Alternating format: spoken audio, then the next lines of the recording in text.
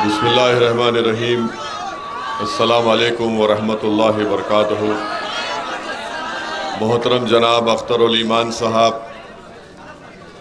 बिहार प्रदेश के मजलिस इत्तेहादुल मुस्लिमीन के सदर व रुकन असम्बली, मोहतरम जनाब इंजीनियर आफ्ताब साहब, जनरल सेक्रेटरी बिहार प्रदेश मजलिस इत्तेहादुल मुस्लिमीन, मोहतरम जनाब आदिल हसन साहब, यूथ सदर बिहार मजलिस इत्तेहादुल मुस्लिमीन व तर्जुमान मजलिस इत्तेहादुल मुस्लिमीन, पार्टी पुत्रा के मजलिस इत्तेहादुल मुस्लिमीन के उम्मीदवार मोहतरम जनाब फ़ारूक रज़ा दबलू साहब, शहनशीन पर तशरीफ़ फरमा बिहार प्रदेश के पार्लियामेंट्री बोर्ड के मेंबर मुफ्ती जावेद क़ासमी साहब, मोहम्मद असलम साहब, मेराज नूर साहब, नियाज़ अहमद साहब, हमारे भाई पंडित अनिल मिश्रा जी,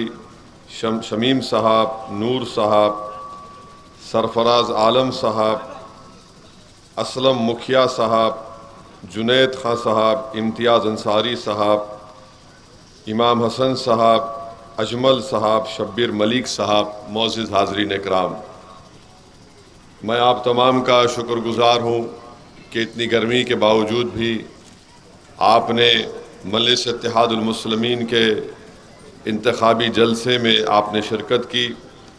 मेरी आप तमाम से गुजारिश है कि मजलिस के उम्मीदवार मोहतरम फ़ारूक रज़ा साहब, जिनका इंतखाबी निशान पतंग छाप है, आप उनको अपना वोट देकर पहली तारीख़ के दिन यहाँ से अपना एक नया सांसद और MP मुंतखब फरमाइए। मेरे अज़ीज़ दोस्तों और बुज़ुर्गों, मजलिस इत्तेहादुल मुस्लिमीन आपके लिए, बिहार के लिए कोई नई पार्टी नहीं है। अल्हम्दुलिल्लाह 2015 से मोहतरम जनाब अख्तरुल ईमान साहब मजलिस इत्तेहादुल मुस्लिमीन के इस परचम को लेकर सीमांचल की सरज़मीन से मजलिस की शुरुआत की। आज अल्हम्दुलिल्लाह बिहार के मुख्तलिफ़ ज़िलों में मजलिस इत्तेहादुल मुस्लिमीन एक ताकतवर मुकाम को हासिल किया। हम सिर्फ़ आपको ये बताने आए हैं कि पिछले 20 साल से राजद ने BJP को यहाँ से हरा नहीं पाई है, और आप देख रहे हैं कि मजलिस पर इल्ज़ाम तो लगा दिया जाता है, मगर 2 मरतबा अगर बिहार में BJP की सरकार बनी तो इसकी ज़िम्मेदारी जहाँ पर नीतीश कुमार पर भी आयद होती है, वहाँ पर ये ज़िम्मेदारी राजद के तेजस्वी यादव पर भी आयद होती है। आप थोड़ी देर के लिए सोचिए, अगर हम नीतीश कुमार के साथ खुदा ना खास्ता अलायंस कर लेते और वो छोड़कर BJP के साथ सरकार बना लेते, तो पूरा मीडिया ये पुकारता, जो अपने आप को सेकुलर कहते हैं वो सेकुलर नहीं है, नाम निहाद सेकुलर उनको कहना है। वो तमाम नाम निहाद सेकुलर कायदीन भी पुकार कर कहते कि ओवैसी की वजह से बिहार में BJP की सरकार बन गई। आज कोई ये बात नहीं करता कि कैसे आपने मिलकर सरकार तो बनाई, मगर आज फिर BJP सत्ता में है। 2015 में क्या क्या कस्में खाई थी ये राम और श्याम की जोड़ी, जो लालू और नीतीश कुमार है, और कहा था कि हम कभी BJP को बिहार में आने नहीं देंगे। नीतीश कुमार ने छोड़ दिया, लालू ने नीतीश का साथ छोड़ दिया, BJP की सरकार बन गई। मैं आपको बताना ये चाहता हूँ कि आपने तो वोट दिया था BJP को रोकने के लिए, मगर आज बिहार में अगर BJP की सरकार है तो क्या ये जिम्मेदारी राजद पर आयद नहीं होती है? मेरे अजीज़ दोस्तों और बुज़ुर्गों, फिर आप देखते हैं कि पाटलिपुत्रा की ये पार्लियामेंट का हल्का है, यहाँ पर हर बार कोई ना कोई कुछ हो जाता है। ये बीजेपी के उम्मीदवार हैं, राम कृपाल यादव, ये कहाँ से आए बताइए आप? ये कौन सी पार्टी छोड़कर गए? अगर हमारी पार्टी से कोई छोड़कर चला जाता तो हम पर उंगलियां उठाई जाती हैं। मैंने देखा राम कृपाल यादव को 2004 में जब पहली मर्तबा हम हैदराबाद की आवाम ने अल्लाह के फजल करम से हमको कामयाब करके पार्लियामेंट को भेजा, तो राम कृपाल यादव लालू के साये का काम करते थे, उनके पीछे रहते थे, और आज वो भाजपा में चले गए। मगर हम चुनाव लड़ रहे हैं बिहार में, तो राजद के पेट में दर्द शुरू हो जाता है कि ओवैसी यहाँ पर क्यों आए हैं? वोट काटने के लिए आए हैं। यकीनन राम कृपाल यादव बहैसियत एक MP के, उन्होंने क्या आदर्श ग्राम योजना में कोई काम करवाया? राम कृपाल यादव ने पाटलिपुत्रा के इस पार्लियामेंट के हलके में उन्होंने एक गांव को अपनाया था। 10 साल में अब तक राम कृपाल यादव ने वो उस गांव को नहीं जा सके। हम आपसे कह रहे हैं कि हमने एक बेहतरीन उम्मीदवार फारूक रज़ा साहब को दिया है। अगर यहाँ की जनता उनको अपना नया सांसद बनाएगी तो ये एक तारीख़ी मुकाम है। पाटलिपुत्रा हज़ारों साल की यहाँ पर तारीख़ और तहज़ीब है, इसको हम बेहतर से बेहतर एक टूरिज़म का सेंटर बना सकते। यहाँ पर मानेर शरीफ की दरगाह भी है, हमारे हिंदू भाइयों का भी एक आस्था का मुकाम है। तो मैं आपको ये बताना चाह रहा हूँ कि यहाँ के नौजवान दिल्ली को जाते हैं रोज़गार की तलाश में, मुंबई को जाते हैं, कभी हैदराबाद को आते हैं। यहाँ पर इस पार्लियामेंट के क्षेत्र में मसौरी रेलवे क्रॉसिंग के ऊपर ब्रिज अब तक नहीं बना। नीतीश कुमार और तेजस्वी डिप्टी चीफ मिनिस्टर रहे और ब्रिज नहीं बनता। नीतीश और लालू यादव भी दोनों के पास रेलवे मंत्री थे मगर नहीं करवा पाए। अभी हम देखते हैं कि मैं खुद कल से देख रहा हूं, पटना में एम्स का दवाखाना है, अरे अस्पताल के गेट के सामने गंदा पानी ठहरा हुआ। ये काम भी आप नहीं करवा सकते। राजद को सत्ता में बोलते 17 महीने हम थे, ये पान नहीं करवा सकते। फुलवारी शरीफ में आए दिन यहाँ पर ट्रक का एक्सीडेंट होता है और उन ट्रक्स के लिए हाईवे नहीं बनाया जाता। फिर मैं आपको बताना चाह रहा हूँ कि हम पर इल्ज़ाम लगाने वाले ये भूल जाते हैं कि हम सिर्फ किशनगंज लड़े, पूर्णिया, कटिहार, अररिया हम नहीं लड़े।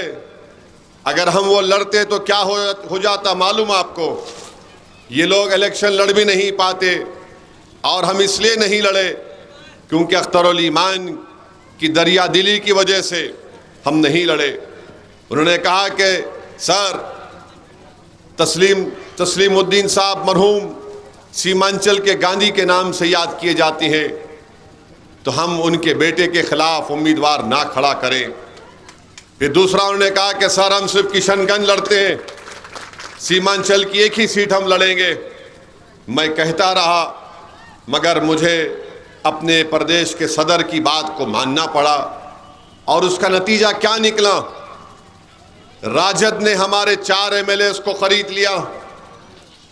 अख्तरुल ईमान साहब, आफ्ताब साहब, मंजलिस के कई सैकड़ों अरकान ने 5 साल मेहनत की हैदराबाद से माजिद हुसैन के साथ, और सीमांचल की जनता ने वहाँ पर हमारे 5 MLAs को कामयाब किया। लालू यादव ने और तेजस्वी यादव ने, नीतीश कुमार ने उस 4 MLAs को खरीद लिया। और क्यों खरीदा उन्होंने? क्योंकि वो नहीं चाहते थे कि बिहार में आपकी एक सियासी लीडरशिप बनकर उभरे। लालू को तकलीफ हो गई, तेजस्वी परेशान हो गए। ये कौन लोग हैं जो हैदराबाद से आकर बिहार में एक मुसलमानों की अल्पसंख्यक समाज की सियासी लीडरशिप को पैदा कर रहे हैं? इनको तकलीफ इस बात की हो गई कि वो समाज के लोग हैं जो हमारी सामने नज़र मिलाकर नहीं बात करते, जो उनको कहते हैं वो उसका हुक्म मानकर तामील करते हैं। ये कौन है जिन्होंने आज हमारे सामने इनको लाकर खड़ा कर दिया। तकलीफ तेजस्वी को क्यों हुई, नीतीश को क्यों हुई?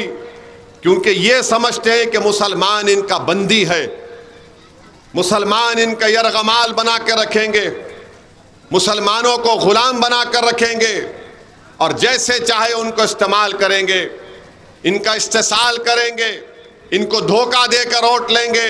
मगर मजलिस जब बिहार में आई तो हमने इन तमाम से कहा कि अब हम तुम्हारे मोहताज नहीं रहेंगे, अब हम तुम्हारी गुलामी नहीं करेंगे, बल्कि हम अपने वोटों से अपनी पार्टी के उम्मीदवारों को कामयाब करके हम अपने मुस्तकबिल के फैसले हम खुद करेंगे। तो ये बात किसी को पसंद नहीं आई। बीजेपी परेशान हो गई कि आखिर कौन लोग हैं ये जिसका हम डर दिखाते थे, आज वो जमहूरियत को मजबूत कर रहे हैं। तो मेरे अजीज दोस्तों और बुजुर्गों, हमारे 4 MLA खरीद लिए, दिल नहीं भरा तेजस्वी का और उनके बाप का। तो जिस दिन मतदान था किशनगंज का, उस दिन लालू यादव जब ज़ईफ़ी में आ चुके हैं, उन्होंने एक वीडियो बनाकर कहा कि अख्तर उल ईमान को वोट मत दो, कांग्रेस का साथ दे दो, तुम्हारे वोट काटने के लिए ओवैसी आया है। अरे लालू जी, तुम यहां से हार गए पाटलिपुत्रा से, क्या तुमने भी कुछ पैसे लेकर हारे थे क्या बीजेपी से? बताओ बताओ तेजस्वी, तुम्हारी बहन 2-2 मर्तबा हार गई, कितने की डील तुम्हारी हुई थी बीजेपी से? बताओ हमको। 2019 में 1 सीट पर मजलिस लड़ी किशनगंज से, अख्तर भाई को 3 लाख वोट, करीब 3 लाख वोट मिले। 40 में से 1 ही सीट जीतती है गठबंधन, वो किशनगंज से। बताओ तुमने कितने पैसे लेकर मोदी से सीट हार गए अपनी तुम?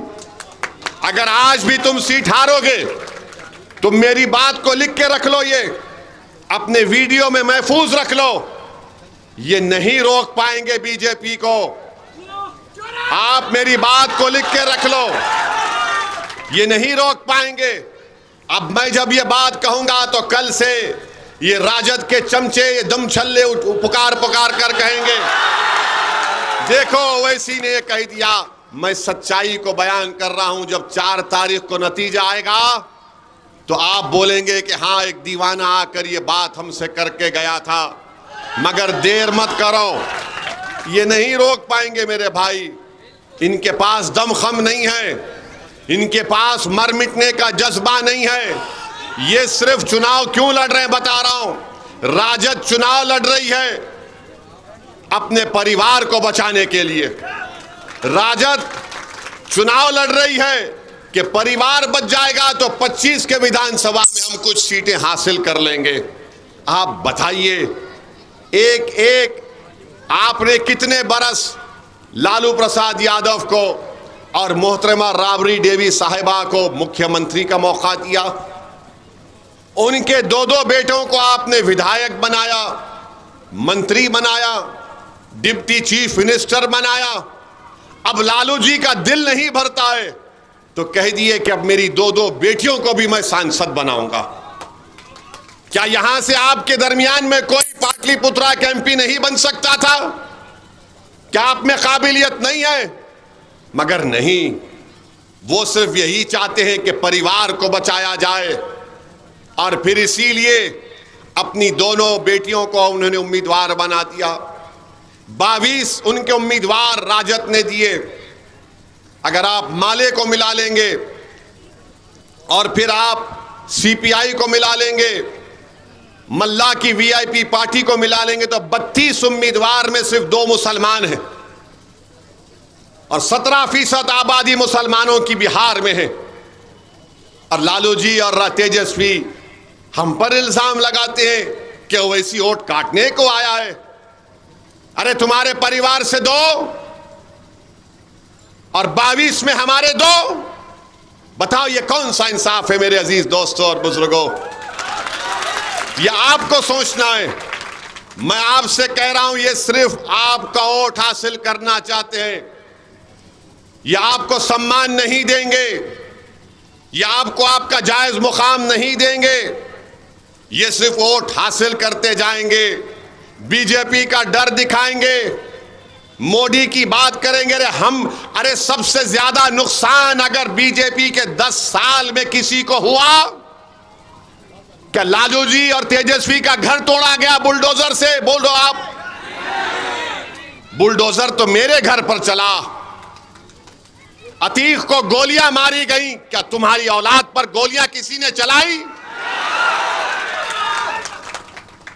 शहाबुद्दीन जेल में थे तो सीवान की सरजमीन शहाबुद्दीन को नहीं मिली दफनाने के लिए। हम पे जुल्म हुआ। क्या तुम्हारी बेटियों से हिजाब खींचा गया? क्या हमारी अज़ाओं पर गालियां दी गई? किसने किया ये? 100 साल का मदरसा बिहार का जला दिया गया। बताओ आप कौन है deputy chief minister? Tejashwi Yadav हैं। अरे तुमको अगर इतना वोट की फिक्र थी तो तुम जाते उस जले हुए मदरसे का मायना करते। तुम नहीं गए। सीवान का एक 7 साल का बच्चा, उसकी मां पुकारते रही कि मेरा बेटा 7 साल का है। जो 16 साल के कम उम्र के होते हैं वो जेल को नहीं भिजाए जाते, उनका एक अलग घर होता है बच्चों का, जुवेनाइल होम कहते हैं अंग्रेजी में। वो मां पुकारते रही, वो मां कहते रही तेजस्वी से कि तेजस्वी मेरा बेटा 7 साल का है, जेल मत भिजाओ। 7 दिन वो मां सीवान की जेल के सामने बैठी रही। आज तुम ओवैसी को गाली देते हो जालिमों। अगर तुम्हारी औलाद पर कुछ हो जाएगा तो तुम सारा बिहार आसमान पर उठा लेते हो कि हमको जेल में डाल रहे हैं। तेजस्वी कहते हैं, लालू कहते हैं मेरे परिवार को जेल में डालेंगे। तुम्हारा परिवार को जेल में डालने की बात तो जेल होगी, और मेरा बेटा जो 7 साल का 7 दिन जेल में था उसकी तकलीफ नहीं होगी? तेजस्वी बोलो। तुम डिप्टी चीफ मिनिस्टर थे, तुमने क्या किया? तुमने हमारे 4 जर खरीद गुलामों को तुमने खरीद लिया, जमीर फरोशों को। उन्होंने जमीर बेचा और तुमने उनको खरीद लिया। और एक ऐसा एमएलए है हमारा जिसको इन्होंने खरीदा, कितने में? उसको मालूम हुआ कि उसको 70 लाख या 1 करोड़ रुपया दिया गया। वो जाकर अपना ईमान बेच दिए और दुबई में होटल खोलते हैं। वो दुबई में होटल खोला, होटल का इनॉग्रेशन करवाया क्रिकेटर अजहरुद्दीन से। और आपको मालूम होटल का नाम क्या रखा उसने? हैदराबाद बिरयानी हाउस। यानी हम सब 5 साल तूफान आया, सैलाब आया, जमीन कट रही है, हम दौड़ रहे हैं। सीमांचल की जनता ने उनको कामयाब किया तो उन्होंने हमारी पार्टी को धोखा दिया। तो ये सिर्फ खरीदना जानते हैं, जो बिकता है उसको खरीदते हैं, जो नहीं बिकता उस पर इल्जाम लगा देते कि ये मिला हुआ है, बी टीम है, वोट काटने वाला। तुम जितने इल्जाम लगाते लगा लो, मुझे उसकी फिक्र नहीं है, क्योंकि जब हम सब दोबारा जिंदा किए जाएंगे उस वक्त ये जो इल्जाम लगाने वाले हैं, तुम तैयार रहना, अल्लाह के दरबार में तुमको जवाब देना पड़ेगा। जब मुझे कोई फिक्र नहीं है, अल्हम्दुलिल्लाह मुझे कोई फिक्र थी ना रहेगी। तुम्हारे इन झूठे इल्जामात की मैं परवाह भी नहीं करता। बल्कि सुनो राजद और कांग्रेस के लोगों, तुम्हारी झूठ को मैं अपनी जूती पर भी नहीं रखता हूं। तुम सिर्फ झूठ बोल सकते हो। मेरे अजीज दोस्तों और बुजुर्गों, इसीलिए हम आपसे कह रहे हैं कि अपनी ताकत दिखाइए। हमने यहां पर फारूक रजा को हमारा उम्मीदवार बनाया तो लालू परिवार पाटलिपुत्रा के गांव गांव फिर रहा है भीख मांगते हुए कि हमको वोट दे दो, मजलिस को वोट मत दो। अगर हम उम्मीदवार नहीं देते तो क्या लालू का परिवार फिरता गांव में? मगर क्योंकि यहां से हमने एक शेर को उतारा तो शेर के डर से सब भाग रहे हैं। इनको डर इस बात का है, अगर यहां से फारूक रजा आगे बढ़ जाएगा, यहां की जनता में सियासी क़ियादत का पैगाम पहुंचा देगा जो होगा, तो तेजस्वी को इस बात का डर है कि अगर इस चुनाव में नहीं रोक पाए तो विधानसभा में ये तो हमारी गिल्ली को उड़ा देंगे, हम उड़ाएंगे तुम्हारी गिल्ली को इंशाअल्लाह। तुम ये समझ रहे हो कि हम सिर्फ ये पार्लियामेंट का चुनाव लड़के चले जाएंगे? पाटलिपुत्रा से नहीं जाएंगे। लिख के रख लो तेजस्वी और तुम्हारा परिवार, जब विधानसभा का चुनाव आएगा तो यहां पर जितने विधानसभा हैं वहां से मजलिस अपना प्रत्याशी उम्मीदवार को खड़ा करेगी और ओवैसी खुद आएगा प्रचार करने के लिए, जैसा आज मैं आया हूं। मेरे अजीज दोस्तों और बुजुर्गों, हम आपसे फिर से अपील कर रहे हैं कि वोट एक अमानत है और इस अमानत को सही इस्तेमाल करिए। तीसरी बात की है, अभी अख्तरुल ईमान साहब ने अपनी बसीरत अफरोज किताब में जाति जनगणना की बात की। यहां पर पालीगंज में हमारे अंसारी भाई बहुत रहते हैं। मैं उनको बताने के लिए कह रहा हूं कि अंसारी भाइयों की आबादी बिहार में 46 लाख है ना अख्तर भाई, 46,34,235 है। अब हम ये नाम लेके जा रहे हैं, कल से बल्कि आज शाम से तेजस्वी और लालू परिवार अंसारी भाई शुरू हो जाएंगे। अभी नहीं बोल रहे थे। अंसारी भाइयों की आबादी 46,34,245 है। कितने साल लालू राबड़ी मुख्यमंत्री थे? 12 साल, 15 साल थे। तेजस्वी डिप्टी सीएम करीब 3 साल रहे होंगे, 3.5 साल, माने 19 साल के करीब राजद की सरकार। 46,34,245 अंसारी भाइयों की आबादी बिहार में है। आपको नौकरी कितनी मिली और कितनी मिलनी, हम बताते हैं कितनी मिलनी चाहिए थी आपको। आपको नौकरी मिलना चाहिए था 48,650, 48,650। हाँ कितना नहीं है वो, आप लिख के दिए 100। अच्छा 78,000 अख्तर भाई कह रहे, चलिए मानते हैं। मिली कितनी नौकरी आपको? 4,000, हाँ 44,000 खरीद, हाँ इतनी नौकरी कम मिली आपको। अब इसके बारे में तेजस्वी कुछ बोलेंगे, लालू बोलेंगे, नीतीश बोलेंगे? कुछ नहीं। बुनकर भाइयों की आबादी है, तुमने क्या किया उनके लिए?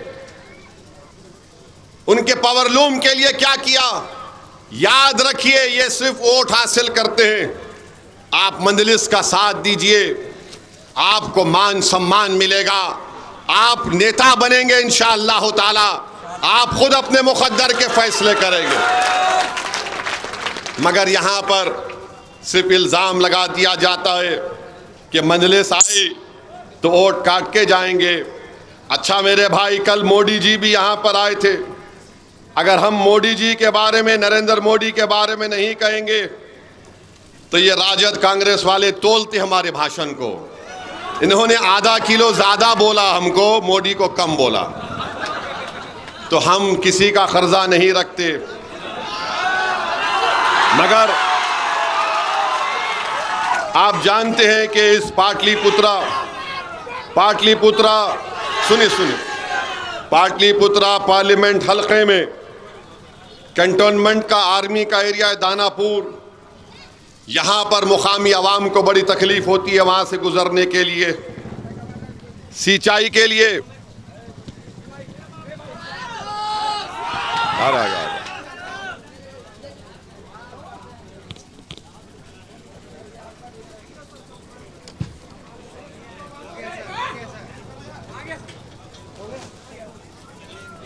हाँ, सिंचाई के लिए पालीगंज में किसान को पानी नहीं मिलता। और फिर जो नदी के किनारे का इलाका है दियारा, वहाँ पर आज भी लोग विकास के लिए तड़प रहे हैं। नौबतपुर के अतराफ के इलाकों में जराइम में इजाफा हो गया। यहाँ पर इतना बड़ा काम टूरिज्म के लिए हो सकता है, मानेर शरीफ की दरगाह है और हमारे हिंदू भाई के लिए उलार सूर्या की मंदिर है। गवर्नमेंट के स्कूलों में टीचर नहीं है। पालीगंज में बस डिपो का काम शुरू हुआ है, मगर कितने बसेस चलती हैं वो आप बेहतर जानते हैं। फिर किसान परेशान है, कीमतें उसको नहीं मिलती हैं। तो मैं और एक बात आपको बताना चाहूँगा। नरेंद्र मोदी कल यहाँ पर आए थे, इसी पार्लियामेंट के क्षेत्र में आए थे, और आकर नरेंद्र मोदी ने क्या कहा, वोट जिहाद की बातें उन्होंने की। मोदी ने कहा वोट जिहाद। मोदी ने लफ्ज़ मुजरा भी अपने ज़बान से निकाल दिया। मोदी जी, आपने पाटलिपुत्रा को आकर मुजरा की बात की, तो असदुद्दीन ओवैसी आपसे पूछना चाहता है मोदी जी, पिछले 3 साल से चीन भारत की 2000 स्क्वायर किलोमीटर जमीन पर कब्जा करके बैठा है। 2000 स्क्वायर किलोमीटर पर। मोदी जी, आप चीन को नहीं हटा रहे, तो क्या आप डिस्को डांसिंग कर रहे थे चीन के साथ? आप ये समझ रहे हैं कि आप मुजरा बोलेंगे तो हमारे मुंह में जबान नहीं है। मोदी जी, बहुत बोल सकते हम, आपकी आरएसएस की तारीख को बयान कर सकते। चीन को नहीं हटा रहे, चीन कब्जा करके बैठा है, तो मालूम हुआ मोदी जी डिस्को डांसिंग कर रहे हैं चीन के साथ। फिर मोदी जी कल बोले मुजरा।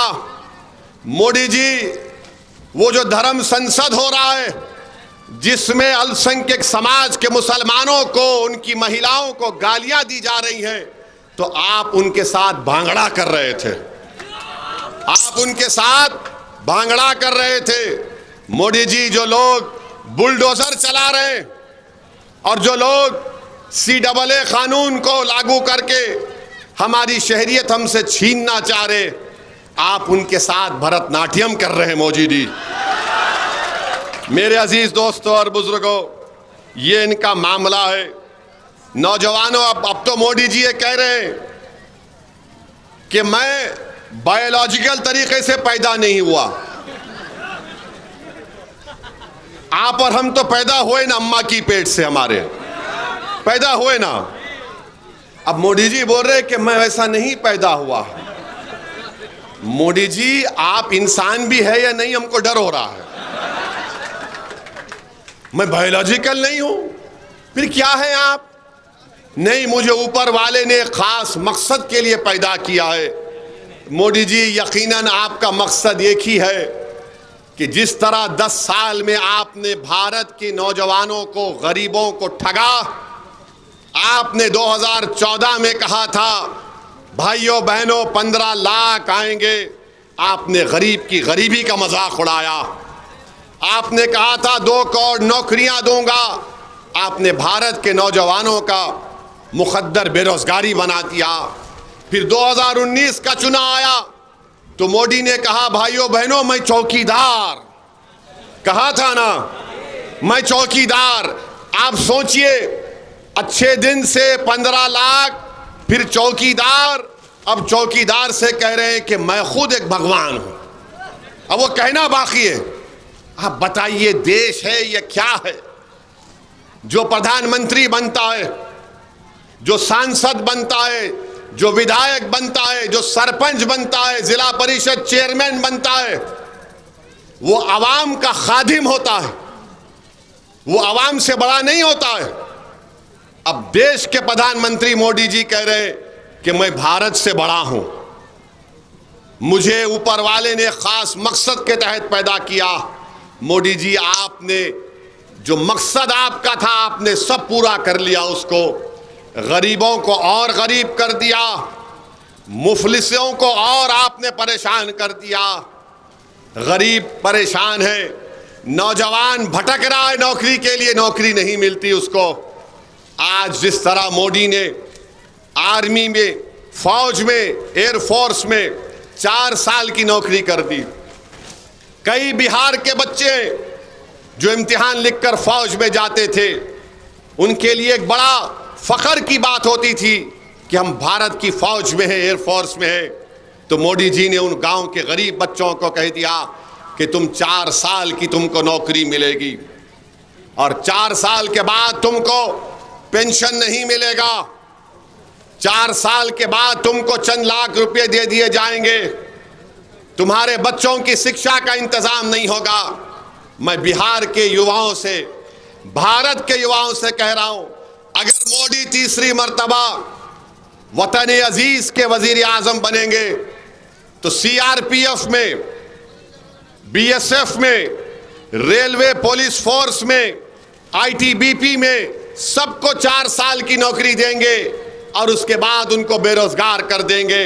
और जहां जहां बीजेपी की सरकार होगी वहां पर भी पुलिस में कहेंगे कि पुलिस की भर्ती होगी तो सिर्फ 4 साल की होगी। बताओ नौजवानों, युवाओं, तुम कब तक ओवैसी के नफरत को लेकर मोदी का साथ दोगे?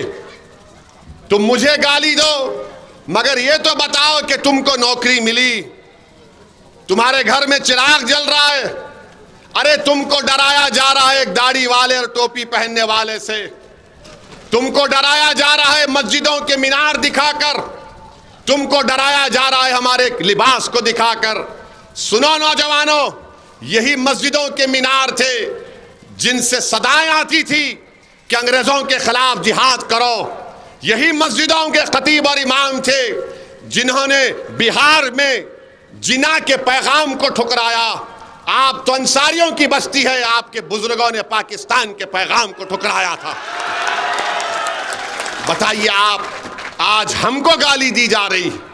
तो मैं आपसे अपील करने आया हूं कि आप मजलिस को मजबूत करिए। हम कभी भी किसी समुदाय के खिलाफ थे ना है ना कभी रहेंगे इंशाअल्लाह ताला।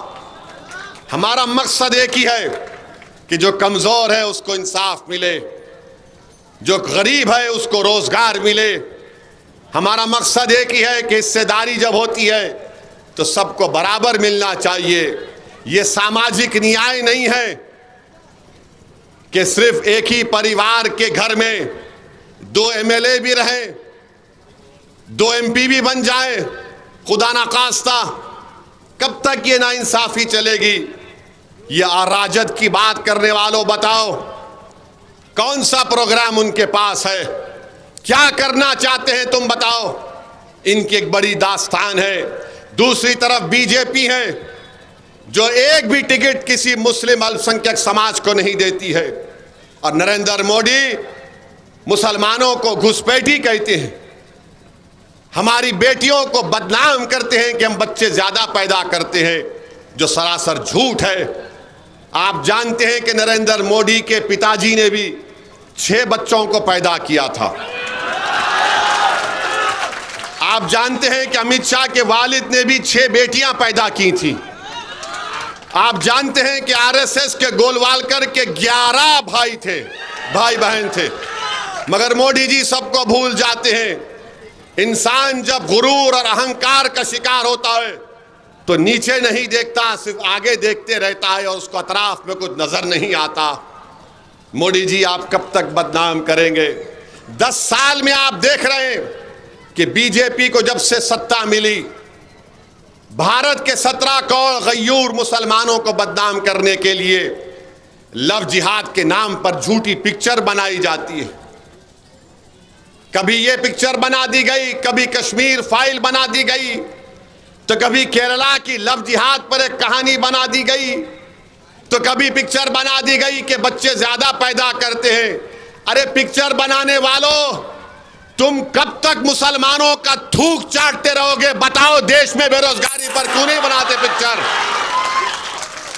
अरे मुसलमानों का तलवों को चाटने वालों, बताओ भारत में बेरोजगारी कितनी है? बनाओ ना पिक्चर। उस पर नहीं बनाएंगे, क्योंकि बनाएंगे तो इनके बाप मोदी नाराज हो जाएंगे। मगर तुम पिक्चर बनाने से तुम कुछ नहीं कर सकोगे। तुम कुछ बदनाम करने की कोशिश कर रहे, नहीं कर पाओगे।